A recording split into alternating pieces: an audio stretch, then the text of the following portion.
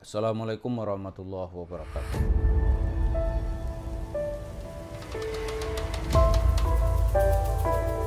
Para pemirsa, saya tuh sebenarnya mengamati Yusuf Mansur itu, kalau saya nggak salah dia mulai tahun 2000 apa dia, karena dia begitu mulai muncul-muncul di televisi gitu. Dan mulai muncul intent dia saya lihat tahun 2003. Wah itu dia dengan paket wisata hati atau apalah gitu. Saya mulai ngikutin ini orang ini. Kemudian saya coba kumpul-kumpulkan di mana nih hebatnya nih gitu. Ada buku-bukunya, ada 18 apa bukunya tuh. Yang paling fenomenal tuh Mencari Tuhan yang Hilang. Terus bagaimana sebetulnya perkembangan cerita duit yang dikumpulkan oleh Yusuf Mansur? Tema-tema apa yang dia bawa? Tadi mula-mula tuh dia belum menyebut dirinya Ustadz. Yusuf Mansur aja. Kalau kita manggil dia Jama'an Nur Khatib Mansur ya itu biasa aja gitu.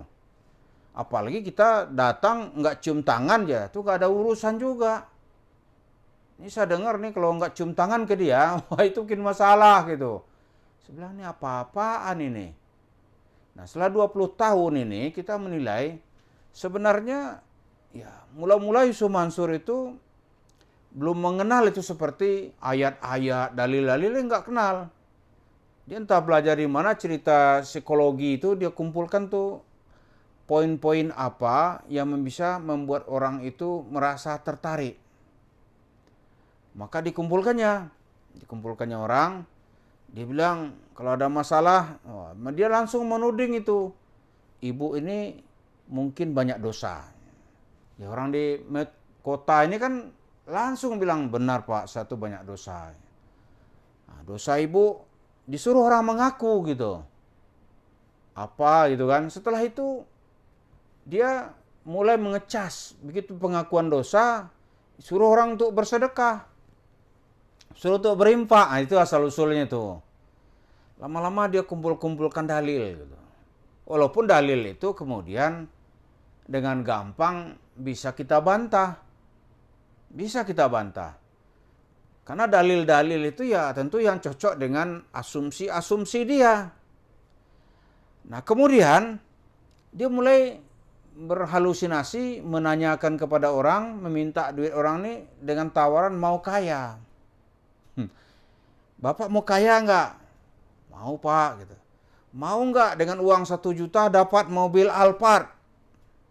Siapa yang nggak mau modal 1 juta dapat mobil Alphard? Mau nggak katanya? Dengan modal 10 juta, ini mendapat mobil, mendapat pekerjaan, mendapat jodoh, mendapat gaji yang besar. Ya orang kan bilang mau. Contoh katanya, mulailah itu ceritanya. Dengan bersedekah 1 juta, ya, di situ asalnya. Bersedekah 1 juta, Anda punya mobil Alphard. Karena orang bersedekah 1 juta akan dibalas 700 kali. Kalau orang ragu-ragu tuh, Bapak percaya nggak? Gitu. Kalau nggak percaya kafir, langsung begitu dia. Percaya nggak? Ya orang kita tentu akan bilang kalau ditanya dalam sebuah pengajian dia akan bilang percaya. Nah kalau nggak percaya kafir. Kalau percaya ya keluarkan. Maka disabetnya lah kalung orang, giwang, cincin, ya kan? Kemudian gelang. Kalau ada lagi simpanan emas, ATM, sikat semua itu. Karena dituding orang kafir. Itu dia memainkan strategi itu lama sekali. Nah, selawat tuh kapan munculnya itu? Cerita-cerita selawat itu, setelah Yusuf Mansur ini mulai masuk ke lingkungan Habib. Gitu. Para Habib, mulailah ada cerita selawat. Ini mencuri tapi berkafer selawat. Gitu. Usap-usap nih katanya, datang ke mall usap-usap, tunjuk, ambil, bawa. Nah, itu segitu munculnya, itu lama dia mensosialisasikan itu. Ke pasar nggak usah bayar gitu. Ibu punya duit misalnya nih 200.000, lihat ikan di pasar, tunjuk, bang berapa bang? 5 kilo misalnya, atau 2 kilo bungkus, bawa pulang. Nanti Allah akan memasak. Gitu. Kan kacau itu. Mulai begitu dia. Terus naik lagi nih. Kalau dalam bahasa kita mungkin kegilaannya nih. Kita bilang juga nih kesintingannya gitu. Dia akan bilang nanti sudah berjumpa dengan Nabi Muhammad. Wah, itu nggak tertahankan lagi itu. Di mana-mana orang bereaksi itu. Berjumpa Nabi Muhammad, masuk ke dalam kamarnya, di sana ada istrinya. Terus bilang, "Cuk, nggak 2 rakaat dulu." Dia bagaimana membius orang tuh. Itu direkam, itu ada jejak digitalnya itu di TV One. Coba dicek nanti itu. Ada itu. Kemudian dia cerita lagi, dia didatang oleh Nabi Muhammad. Kalau dia pergi, di kap mobilnya belakang ada Nabi Muhammad. Ini kan kurang ajar nih. Dan tidak ada counter daripada ulama-ulama. Habib-habib mendiamkan. Kiai-kiai diam gitu. Kita nggak tahu kenapa. Kemudian naik lagi nih, ini belum selesai. Dia katanya bisa bicara langsung sama Tuhan. Nah, itulah tema-tema dia. Ceritanya dari bohong ke bohong, dari palsu ke palsu, dengan tujuan nanti bagaimana mendapatkan uang.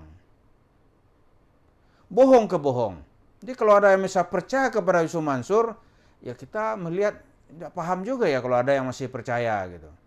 Padahal kita sudah buka semuanya, bohong semua isi orang ini. Bohong, dusta, nipu. Itu aja. Katanya dia bersedekah 2 miliar seharinya. Ke siapa? Ke santri. Santri di mana? Dia cerita, dia punya 5.400 pesantren di Sumatera Selatan. Padahal itu program Pemda gitu, untuk menuntaskan buta huruf Al-Quran. Duitnya duit APBD, bukan duit kantong Yusuf Mansur. Jadi inilah yang terus-menerus dia lakukan, dia elaborasi. Di cerita-cerita itu tidak bisa dibuktikan. Katanya dia mau usap kepala orang langsung jadi duta besar. Begitu, di mana gitu, tidak bisa jawab. Dia bilang lagi, pokoknya cerita itu berhalusinasi semua gitu. Tapi begitu dapat duitnya real, dilap sendiri sama dia. Kita dengar dia misalnya Muhammadiyah mau membeli gereja di Spanyol, dia cerita itu kita akan beli masjid. Gitu. Tapi begitu duit dapat nggak ada tuh cerita masjid. Jadi inilah dalam 20 tahun petualangan Yusuf Mansur ini mendapatkan uang. Nah, sekarang dia mendapatkan serangan balik gitu. Di mana-mana orang sudah empot, kata orang Betawi ini, lihat Yusuf Mansur ini. Tanya-tanya orang tuh nggak ada yang suka dia. Sampai nanti tukang parkir pun udah tahu. Saya kalau ke DPR tuh cerita tuh penipu Pak, jangan percayalah. Padahal masuk kita mau menjelaskan apa yang dilakukannya, tapi orang pada duluan gitu.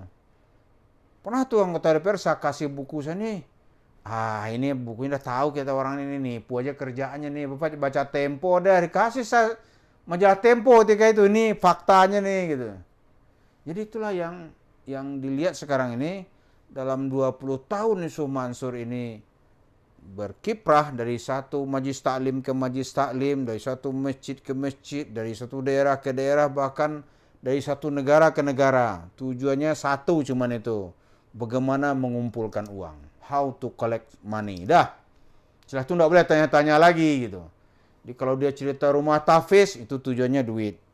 Dia cerita sakti, tujuannya duit. Dia cerita orang kaya, tidak ada itu, dia aja yang kaya gitu. Jadi inilah tipikal dakwah Islam ya, karena kita sebut dia naik di mimbar-mimbar gitu.